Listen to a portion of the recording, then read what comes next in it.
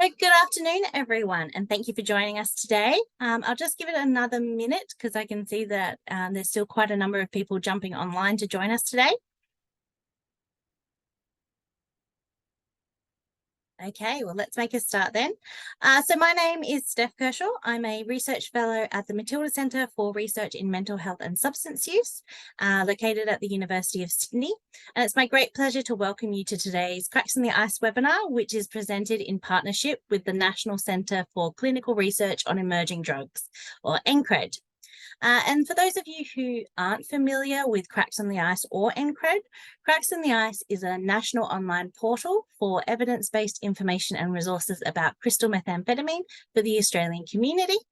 And the National Centre for Clinical Research on Emerging Drugs, NCCRED, is an innovative centre which brings together clinicians and researchers to detect and respond to trends in emerging drug health, and they strive to forge world-leading excellence in the treatment of methamphetamine and other emerging drugs of concern.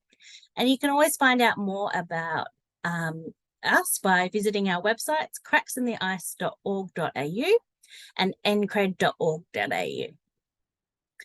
Now, before we begin today's webinar, I'd just like to acknowledge the traditional owners of Australia and recognise their continuing connection to land, water and culture. Today, I'm on the unceded land of the Gadigal people of the Eora Nation, and I pay my respects to their elders past and present. I further acknowledge the traditional owners of the country on which you are joining this webinar on today, and pay respects to their elders. I'd also like to acknowledge any Aboriginal and Torres Strait Islander people who may be joining us for the webinar today. So before I begin to and introduce today's speakers, I just wanted to let you all know that as participants, you are in listen-only mode. And that means that we can't see or hear you. However, you will notice that you've got a Q&A button on your dashboard. And this is where you can type in any questions that you have during the webinar and send them to us. And we'll also be having a question and answer section at the end of our speaker's presentation. We will be recording today's session and making the recording available to you, and you will receive an email once this is available. I'd also like to highlight that both Cracks in the Ice and NCCRED hold regular online seminars, and these are great opportunities to learn more about the latest research and evidence in this area. And so again, for more information, you can visit the websites which are listed here. So on to the really exciting bit. We have two speakers today. Firstly, we have Liam, who is a PhD candidate at the National Drug and Alcohol Research Centre at UNSW, the University of New South Wales, who's collaborating with NCCRED for his research focusing on methamphetamine withdrawal treatments. And Liam also works as a research officer for the Alcohol and Drug Service at St Vincent's Hospital, Sydney. And we're also very pleased to welcome Professor Nadine Ezard, who is an addiction medicine clinical researcher with over 30 years experience in addiction medicine and public health practice in Australian and international contexts. Nadine's roles include Clinical Director of the Alcohol and Drug Service at St Vincent's Hospital, Sydney. She's the Director of NCCRED and a Professor at the National Drug and Alcohol Research Centre. So thank you to both our presenters for joining us today. I am now going to hand over to Liam, who will do the first part of our presentation. Brilliant. Thanks so much, Steph. And thank you for the opportunity to be here and present. So today we're going to be talking to you about methamphetamine and sleep. And yes, so I'm Liam. I'm a PhD student and research officer with St Vincent's, and joined, of course, by Nadine. And the way the talk is going to work is I'm going to start it off. I'm going to talk a little bit about what sleep is, why it's important, and how it works. And then we'll move on to a little bit of the science around the interactions between methamphetamine and sleep, and have a little bit of a dive into what we know and also, importantly, what we don't know. And then I'll throw over to Nadine, who will give some of her thoughts on the clinical side before we move over to questions. So I'd like to acknowledge the traditional owners of the land. The work that we'll be presenting here was conducted on Gadigal land, and I'd like to pay my respects to elders past and present and extend that to any Aboriginal and Torres Strait Islander people here today. Sovereignty was never ceded. The work here was largely funded by NCCRED, and NCCRED is funded by the Australian Government Department of Health and Aged Care. Apart from that, neither Nadine nor I have any relevant conflicts of interest to declare. So, why do we sleep? Sleep is probably the single most important and continued experience of your life. The average person will spend about a third of their life asleep. And to put that into a little bit of perspective, across your lifetime, you'll spend about 3 times as much time sleeping as you ever will working or doing any other singular activity. Despite this, and the importance of sleep, many of us don't really give a second thought to our sleep, and we tend to prioritize other things over getting a good night's rest. Sleep is not as simple as lying down, closing your eyes, and waking up the next day. It's actually an active and really quite complex state. And it's really important to a lot of the really basic physiological systems that we have. Sleep is essential for rest and recuperation. And when I talk about recuperation, I don't just mean feeling relaxed and energetic the next day, but it's also where our body does the physical restoration. So when it repairs muscle fibers and any kind of damage, it's primarily done during sleep. It's also essential for memory encoding and memory consolidation, and is very important around cognitive function and performance.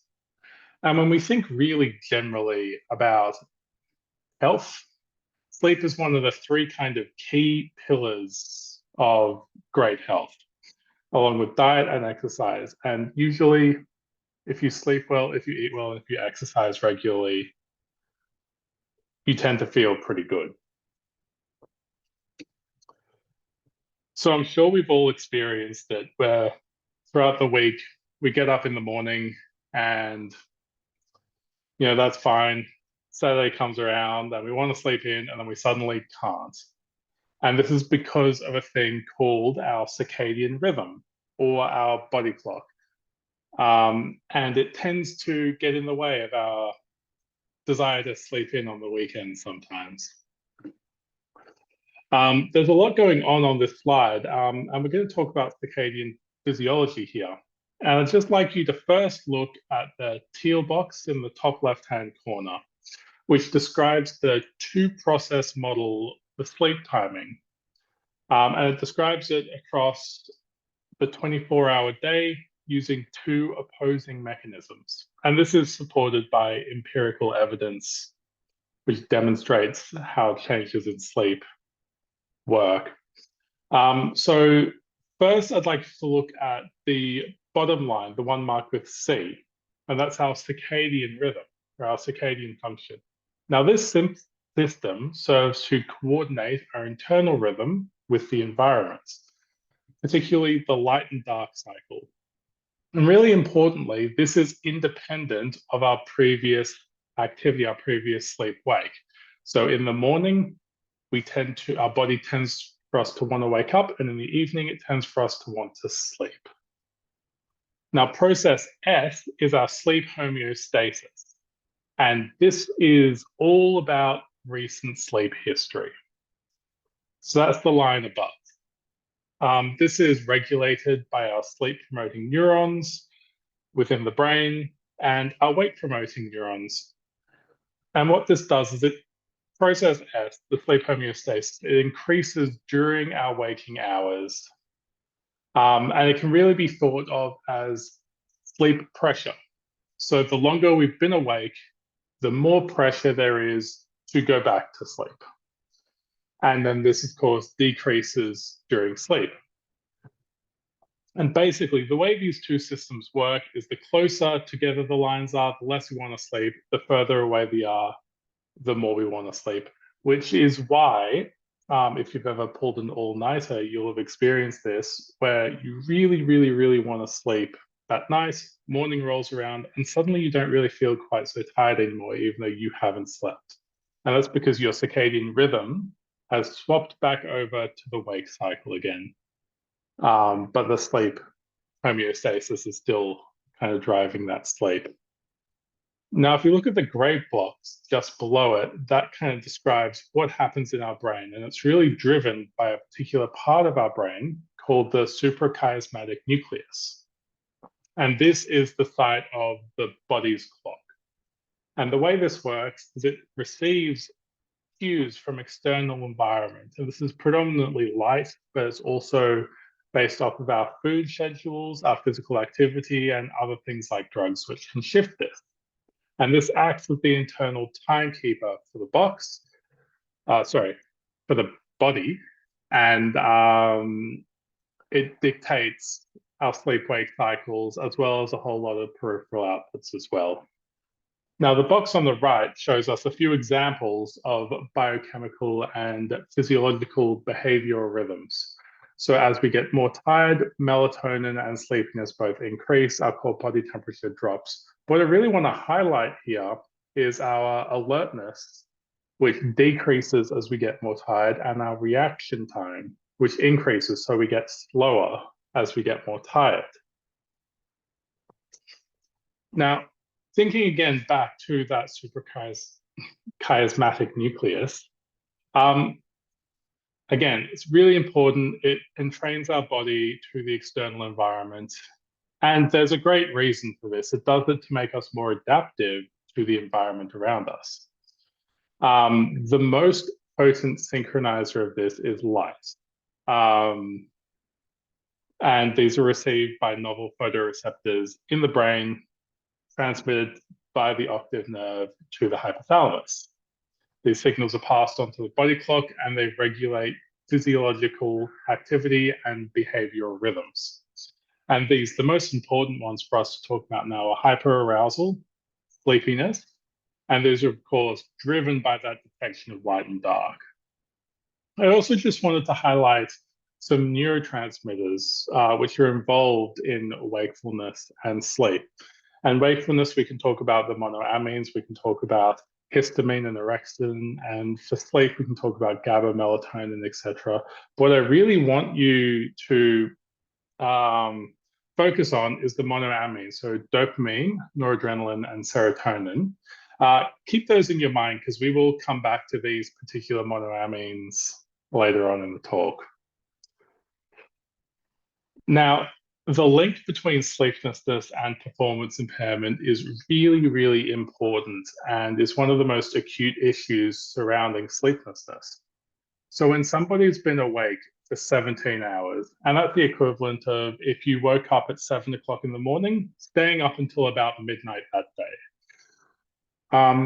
Your performance and reaction times have degraded to the equivalent of having a blood alcohol concentration of 0.05%, which is the legal limit for driving. Now, if you've been awake for 24 hours without any sleep, this has degraded to the equivalent of 0.1% blood alcohol content, and this can increase chances of vehicle accidents by 7-fold. So there are some really important performance impairment issues surrounding staying awake for long periods of time. Now, these issues, of course, extend to other aspects, and we can think of these at the individual level all the way up to the public health level. So at the individual level, chronic sleeplessness can increase risk factors for certain diseases like type 2 diabetes, as well as risk of developing or dying from cardiovascular disease. The way it affects performance is really important in, for example, work settings. Medical interns were shown to be more likely to make errors when they weren't sleeping well. And athletes are more likely to be injured while training if their sleep cycles are not great. And this, of course, extends to public safety. Sleeplessness is one of the main predictors for road accidents, and it can impact on the health and safety of our first responders.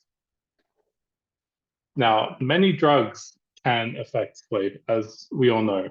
Some increase sleepiness, so these are benzodiazepines, antihistamines, sedatives.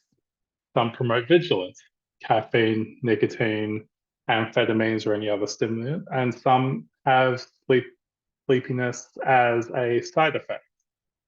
Now, these drugs can affect the subjective experience of sleep, as well as the underlying sleep architecture. And this means that more sleep does not necessarily equal better sleep.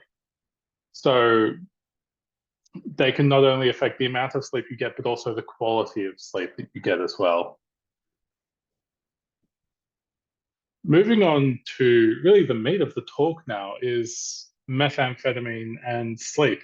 So I think it kind of goes without saying, but methamphetamine and other stimulants affect sleep. And there's often the point of their use is to try and control some of those sleep-wake behaviors. The wakefulness promotion of methamphetamine is likely due to interactions with monoamines. So those are the neurotransmitters that we talked about before and the central nervous system.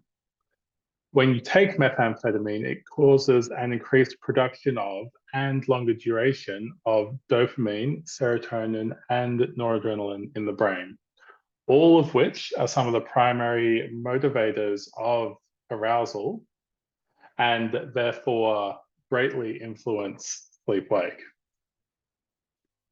Next, I'm going to talk about some of the immediate interactions of methamphetamine and sleep. And this is really based off of patterns of use as well as an individual's biology. And I'm going to break it into two different patterns of use. The first is a binge crash pattern, and the second is something that we've been calling non-binge. So in the binge crash pattern, that tends to involve heavy use of amphetamines for a period of days. During this period of use, there's really heavily disrupted sleep has been reported. So in this study by Semple, 73% of the sample reported sleeplessness.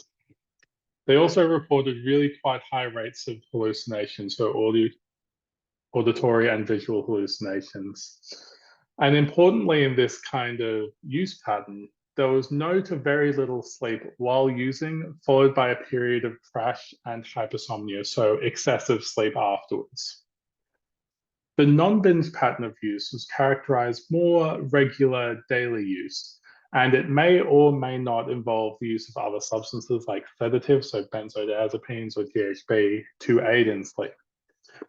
Now, this group of people reported less disrupted sleep, but importantly, still very common to have disrupted sleep. So about half the sample still reported sleeplessness, even though they tried to modulate their use and sleep every night. Also, quite importantly, I think, is they reported a lower incidence of hallucinations. So in this sample, only 20% of the people reported any hallucinations. There's also interactions specifically around methamphetamine withdrawal and sleep. So when somebody who's used methamphetamine for a long period of time stops their use, we tend to see a hypersomnia immediately post cessation. So we call that the crash. Basically, when you stop using, you tend to sleep a lot, really heavily, for a short period of time. It usually lasts between 1 to 3 days. And during this time period, we find that people tend to be particularly difficult to rouse. Now, following the crash, there's a more protracted withdrawal, which tends to last for weeks. And both hypersomnia and insomnia have been reported by people. And this is often accompanied by vivid and often particularly unpleasant dreams. And there is a little bit of data to back this up, especially in the withdrawal space. So this is one of the few studies which has specifically looked at sleep and withdrawal. It was done by Catherine McGregor, an Australian scientist, who looked at 21 people in a Thai withdrawal management facility and compared the sleep of people who are withdrawing from methamphetamine with a healthy control out in the community. She found that during methamphetamine withdrawal, there was an increase in total sleep time. And this is looking at panel 1 here, where we can see not only a lot of sleep, so we're talking over 10 hours per night, but also a big increase in daytime sleep as well. Now, people who are withdrawing from methamphetamine tended to take longer to fall asleep than the control group. And this is looking at panel 3. Sleep latency is simply how long in minutes it took you to fall asleep. And people who were withdrawing from methamphetamine also reported slightly poorer quality of sleep as well. So panel 4 looks at the number of times that somebody woke up during the night. And despite the crash and the excessive sleepiness and the extra sleep, people who are withdrawing from methamphetamine were waking up more times during the night and also tended to report a lower depth of sleep. So the quality of sleep was not as high. Unfortunately, this is really the only data we have available for withdrawal, and it's really non-representative. So more work is obviously needed to try and better answer some of the questions around this. Now, we did a really small study at St. Vincent's Hospital, Sydney, and this was during a trial of lisdexamfetamine for the treatment of acute methamphetamine withdrawal. We did a little feasibility utility trial of some sleep measurement equipment. And we found some signals which were quite interesting. So participants in our clinical trial tended to underestimate their nightly total sleep by almost an hour when compared to an objective measurement of sleep. And this might indicate something called paradoxical insomnia.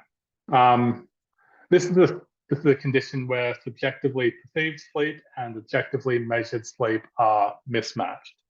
And I'm sure most of us have experienced this, where we go to bed, stare at the ceiling, we feel like we didn't sleep a wink, and it turns out we actually did.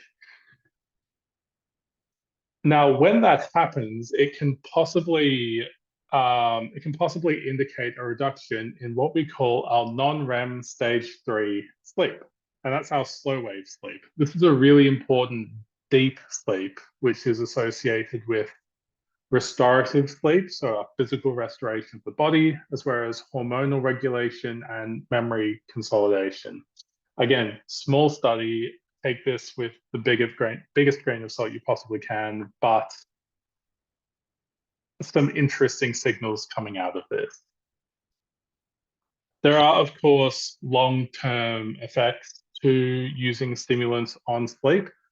The use of stimulants can cause disruption to the circadian rhythm.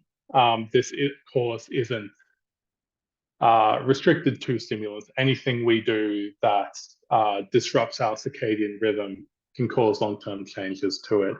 But this can lead to lasting sleep disturbances. And I think what's really important for our clients is that sleeplessness and sleep issues are associated with both the use of methamphetamine and also the withdrawal from methamphetamine. And this means that ceasing methamphetamine alone may not bring immediate relief to sleep problems. So we may need to start thinking about more long-term implications of this. Now, does this matter? And specifically, we're talking about, does this matter to people who use amphetamines? And the answer is a pretty resounding yes. So for people who were binging methamphetamine, they gave 3 main reasons for stopping use. And the two most common reasons were because they needed to sleep and they crashed out from exhaustion. Now, during withdrawal, sleep disruption has been described as some of the most undesirable symptoms of methamphetamine withdrawal. scientists previously, and this comes out of Phil Kaufman's work out of San Francisco, have described sleep issues as a risk factor for returning to dependent substance use post cessation. And they're basically saying that if you have poor sleep, once you've stopped using substances, this increases the likelihood that you may go back to those substances again. The next thing I just want to touch on is methamphetamine, sleep, and psychosis. And when I talk about psychosis, this covers the whole breadth of the term, all the way from auditory and visual hallucinations. So we know that methamphetamine use and sleeplessness are both associated with psychosis. People who use methamphetamine may experience psychosis. People who don't sleep may experience psychosis. And it happens to a lot of people. But what's really important is that the causal relationship between the three is yet to be established. So currently, we know that methamphetamine use can cause psychosis. We know that sleeplessness can cause psychosis. But methamphetamine use also causes sleeplessness. So does the model look like this, or does the model look something more like this, where the methamphetamine use causes sleeplessness, and that sleeplessness is what causes the symptoms of psychosis? Or is it a little more complicated? And I think this is probably more likely, where methamphetamine use is both associated with reduced sleep, which can lead to symptoms of psychosis, and also methamphetamine it's a neurotoxic molecule, and it can then, of course, be linked to psychosis as well. Now, previous authors have hypothesized that the efficacy of medication's ability to treat methamphetamine use disorder may be mediated or driven by that medication's ability to improve sleep. So that is, if a medication improves quality of sleep, it is more likely to effectively treat methamphetamine use disorder and reduce methamphetamine use. This is a really interesting hypothesis. And if this link between methamphetamine use and psychosis is even partially mediated by sleeplessness, it raises some really important questions. Questions around what would happen if we could improve sleep for our clients without requiring them to become abstinent. Could this reduce symptoms of psychosis? Could this improve quality of life? We do not have the data to answer these questions yet. Next up, I wanted to just draw a little bit of attention to some of the symptoms of methamphetamine use, withdrawal, and sleep deprivation. So what I've done here is I've just listed some of the clinical presentations of all three. And what I want to do is highlight the overlap between them. So as you can see, there is a lot of similarity, and there are some really important questions that need to be answered around this. Are they related? Do they compound risk? Is the hypertension from chronic methamphetamine use compounded by hypertension caused by sleep deprivation? Does anxiety associated with withdrawal become compounded by the anxiety caused by sleep deprivation? The unfortunate answer is we honestly don't know. We don't have the data yet. But again, I think these are really important things for us to consider. There are more gaps in the knowledge as well, which we just do not have the data yet to answer. Is what happens in the brain around methamphetamine and sleep? Is the sleep architecture and any kind of neurological measures different in people who use methamphetamine compared to people who don't? We haven't done any short-term monitoring studies really during methamphetamine withdrawal, so we don't have a great idea of what happens during withdrawal. But possibly more importantly, we don't have any long-term sleep monitoring studies in the community. And this is a particularly important consideration, and especially in people who are actively using methamphetamine. We've done some surveys, we've done some questionnaire-based tools, but we really haven't objectively looked into sleep and how this is affecting people. Mentioning the tools, a lot of the tools that exist to measure sleep are often not fit for purpose. One of the most common tools used is something called the Insomnia Severity Index. And one of the questions in it asks you if you are satisfied with your sleep. Now, if you're taking amphetamines intentionally to stay up for multiple days, you might be very satisfied with not sleeping. And the tool doesn't really allow for that kind of nuance. We know that there are interventions for sleeplessness as well, and these are both behavioral and pharmacological, and they do work in populations who have insomnia or other sleep disorders. But we don't know if they would work in a stimulant-using population, and I think that's worth a look into. So in conclusion, sleep is an essential part of our lives and is kind of under-prioritized by everybody. We know that methamphetamine use and withdrawal interact with the sleep-wake cycle, but we really don't have a lot of data or information further than that. We do know, however, that the effects on sleep are sometimes considered some of the worst experience associated with methamphetamine use and withdrawal. There is serious work to be done to try and fill in these gaps in knowledge. But the good news is that there are people who are looking into this now. There are groups in Sydney and Melbourne, and there are also people internationally, especially in the United States, who are trying to find the answers to some of these questions. Thank you so much for your time. Next up, I'm just going to pass over to Professor Nadine Ezard, who's going to give some quick thoughts and her clinician's perspective on sleep and methamphetamine use. Thank you. Thanks, Liam. It's really great to be able to talk about sleep and methamphetamine use. As a clinician working with people who use methamphetamine, the sleeplessness of methamphetamine is one of the reasons many people take methamphetamine. And so even being able to talk about sleep or encourage people to think about sleep is a difficult conversation sometimes to negotiate. I've certainly had many people that say, oh yes, well, I went to sleep last night, but I really regret it. Such a waste of time to go to sleep. Or another client who said he hadn't slept for 6 weeks, which kind of reminded me of the image you showed, Liam, with the person falling asleep on the computer, because I said, what's that wound on your head?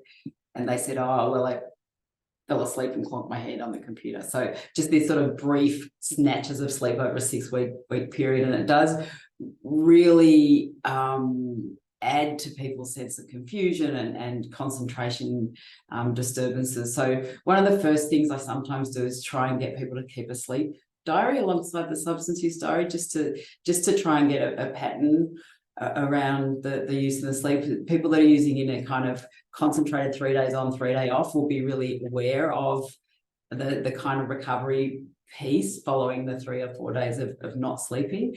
Many people also say that they have some degree of psychosis after staying up for 3 or 4 days, and they know then that they really do need to go to sleep, so that they will make themselves go to sleep. But in those kind of binge bust patterns, as Liam described before, it's a really physically uncomfortable sleep. People don't like it. They don't appreciate it either. So just trying to get some kind of awareness of the relationship between use and sleep. Well, interestingly, some people that are using daily seem to be people that can sleep on methamphetamine. The people that are using daily and not becoming psychotic over a long period of time often do report daily sleep of at least a restorative amount of 6 or 7 hours. So it is really important, I think, clinically, to just get an idea of where people's sleep is and what people's attitude to sleep is. And most people are, the other thing is the nutrition piece alongside getting regular sleep. So making sure people are eating regularly and getting regular exposure to sunlight in the morning. One of the things that many people do either prescribed or non-prescribed, is to take a sedative drug to help with sleep. So when they are starting to feel that kind of psychosis suspicion and they're aware that they need to go to sleep, they might then be taking formerly alprazolam when it was easy to get hold of, now more recently some of the other benzodiazepine medications to help with sleep. And also if people are co-using GHB, sometimes they then also use GHB to go to sleep, and then sometimes actually a GHB dependence might emerge as more the primary drug of concern over time. So just being a bit aware, even though people might need those benzos to sleep, and certainly it's something we would prescribe in settings, at some settings as well, but just being aware of avoiding a coexisting benzo dependence, because then you've got both things going on.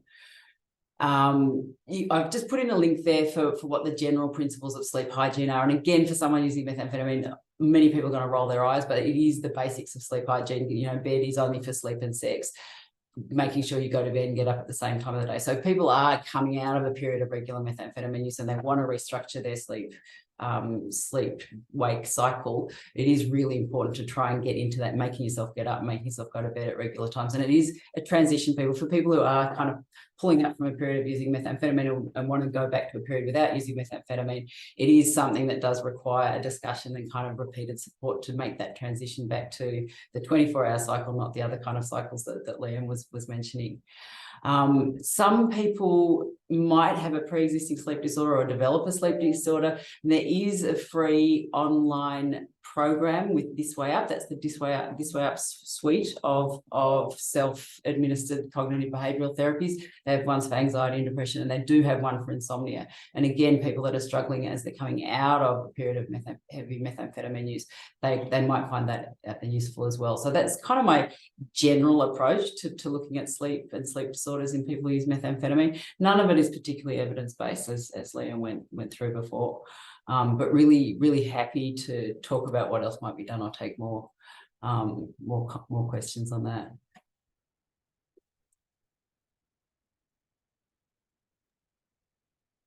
Back to you, Liam. Thank you so much, Nadine, for coming along, and thank you all for the opportunity to speak. Please feel free to reach out to myself. Our email addresses are there if you want more information. And I think we've got some time for questions if there are any. Thank you.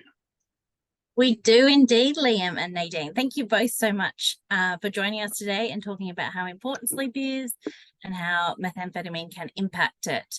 And hopefully there will be a lot of research to answer some of those gaps. Liam, are you busy for the next 5 to 10 years? Can we come back one day to tell us all the answers? Hopefully. So we've got some questions that have come through. If anyone else has any questions, please feel free to add them to the Q&A box. I know you said that the data is quite vague in this area, but there was someone who was wondering whether or not the type of methamphetamine would have any impact. So whether or not anyone's looked at whether the more pure type crystal is associated with different effects to the powder form or the less potent forms. I don't know if Nadine's seen anything clinically, but I can say that there isn't any research around that. That being said, we do know that the pharmacodynamic and pharmacokinetic properties of methamphetamine are in some way driven by the form, purity, and also how it's taken. So it wouldn't surprise me to see that there was a difference based off of what kind of methamphetamine you took and how you took it. But there is no data as of yet to back that up that I know of. Okay, great. Nadine, did you have anything that you'd like to add? Just that these effects are definitely dose related. So, and the crystalline form is, as you said, more pure. So people are usually a higher dose, and also we're noticing more frequent use as well. So it will be dose and frequency related. But I think that question was specifically to one of the papers that Liam was presenting, and I don't know which one that was. Yes, it was back in the study, which was about 2003, which was before sort of crystal methamphetamine became the most commonly used form in Australia. Yeah, so I mean, that's a great point. The unfortunate reality is that was the most recent paper that I could find addressing this. So when I talk about a paucity of information, not just that there isn't much out, but what there isn't really timely. So it's really hard to answer these questions with any kind of certainty at the moment. I'm sorry. That's okay. So I'm also interested to hear from you, Nadine, about if any of your work has sort of been with people who do shift work, because obviously they're changing from day shifts to night shifts to afternoon shifts, and whether or not you've had any experience with those sorts of shift workers reporting methamphetamine use to manage that sleep-wake process. Sure. I mean, methamphetamine is used occupationally for a lot of occupations that require people to be awake either at unsociable hours or for long hours. So that ties into the general statement about working with people that use methamphetamine and talking about sleep, because many people are using methamphetamine just to stay awake, or precisely to stay awake for that effect. So it is about having discussions about prioritizing sleep somewhere in your week. And certainly we do see many people that are shift workers that are using methamphetamine together with the shift work. So either purposely for the shift work, or they've gone to shift work because they're using methamphetamine and it pays better. So getting people to try and sleep in the day is it's a discussion that you have to have around how to actually build that sleep-wake cycle into your day. Yeah. Because as you said, Liam, I think this circadian rhythm takes a while to catch up. So I can imagine that would be even further complication in getting them to have that really deep, active sleep. Yeah, absolutely. It can take weeks to shift the circadian rhythm. It really doesn't want to move. So I've got another question, which is, why do people who binge on methamphetamine suffer more in terms of sleep deprivation than people who would use regularly day to day?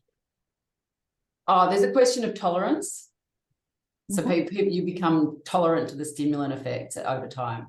So it really is that you're less tolerant to those stimulant effects. And then once you become more and more tolerant, then you're more and more able to use daily and have some sleep.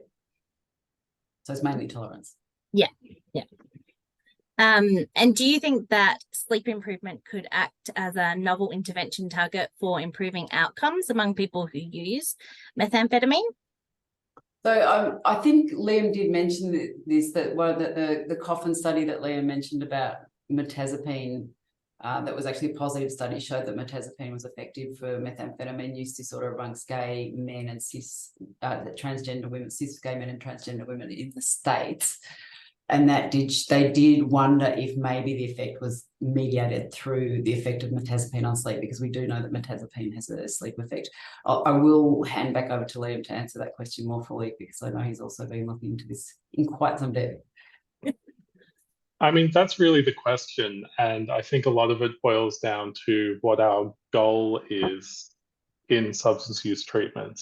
And if the goal is to stop substance use, maybe not. But if the goal is to improve quality of life and reduce harms, then maybe. But obviously, it requires a lot more investigation before we can say anything for certain. Yeah. And then we've got a kind of question asking you both about what's your sort of opinion about why there is so little evidence-based studies around methamphetamine use and the various factors associated with it.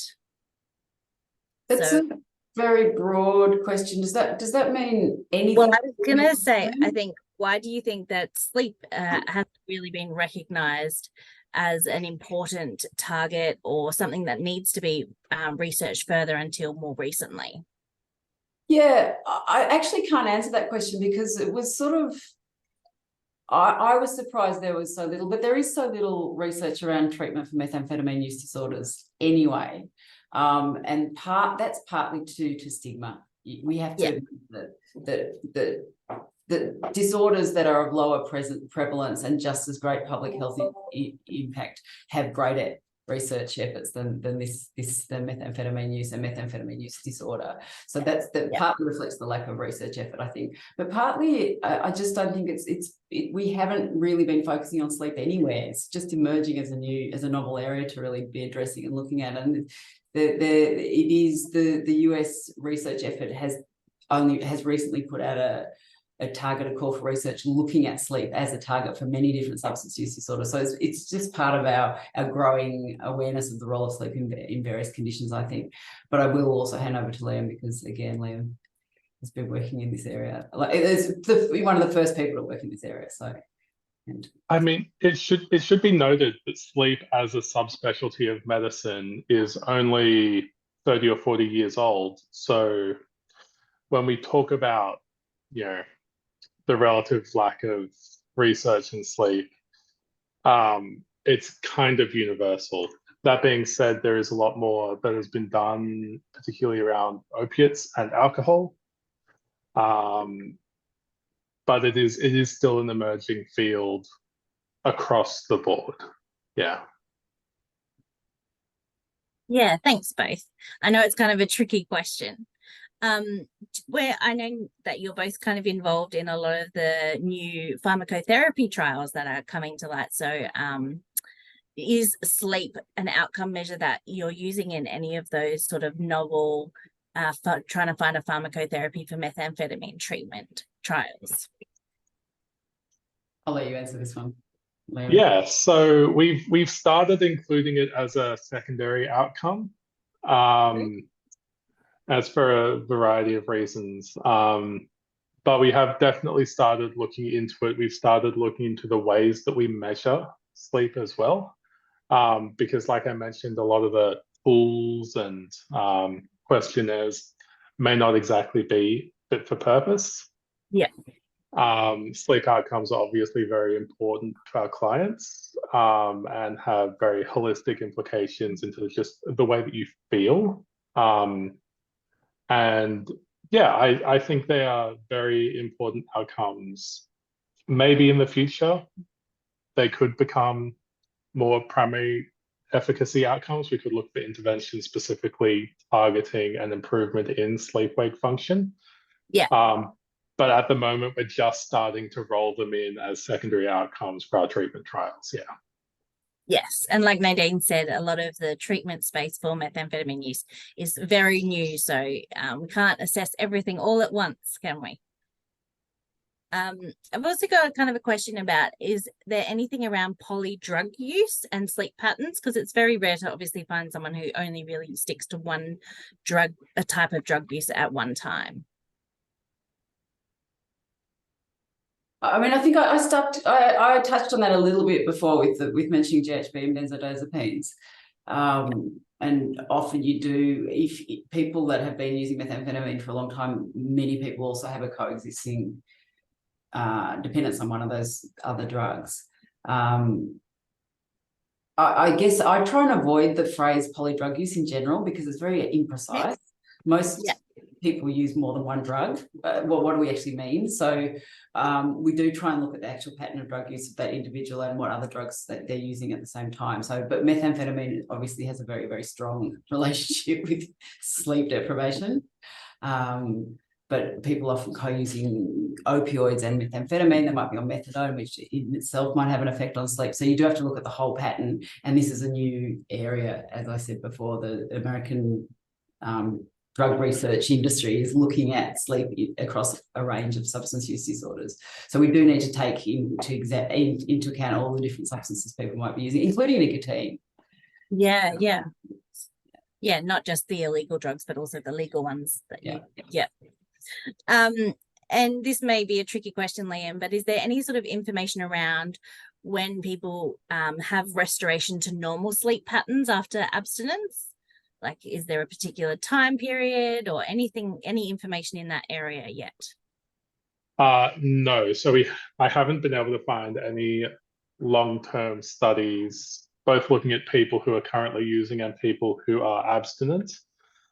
That being said, there have been, brain imaging studies of people who use methamphetamine, and those brain imaging studies did find that any changes in dopamine transporter density did tend to recover over a period of 6 to 12 months. You can look into that however much you want. There's definitely some long-term things happening post-cessation, but in terms of sleep, the studies just haven't been done yet. Okay, well, just once again, waiting for further information. Yes, Nadine. So if I just wanted to answer that question that came through from Belinda about the TINA trial, and the study that we mentioned before, the Coffin trial with mirtazapine for methamphetamine use disorder in the States, that is being repeated at scale across general population in Australia by Rebecca McKetton and her team at NDARC, and that's happening in Wollongong, Geelong, Brisbane and Perth, and is recruiting at the moment. So I just popped in the little contact details, and thank you, Belinda, for raising that. Yeah, great, thank you. Yeah. Oh, and we've got one more question that's just snuck in. What about the risk of violence with methamphetamine use? Is there any research around whether it's linked to sleep deprivation? And that's a very complicated question. Goodness me. Not that I'm aware of. No, as far as my readings, nobody's started to look at that question yet either. Yes, I mean, Nadine, you're much more across the research than I am, but the sort of links between the violence and methamphetamine use is still being really explored, isn't it? Like, what is the actual relationship between the two? Yeah, and I don't.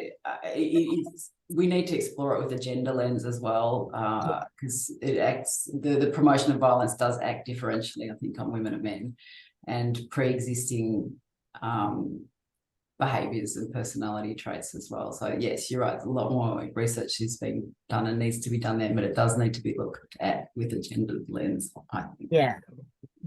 All right. Well, thank you both so much. And everyone's already popped in the chat what a wonderful and really interesting webinar this has been.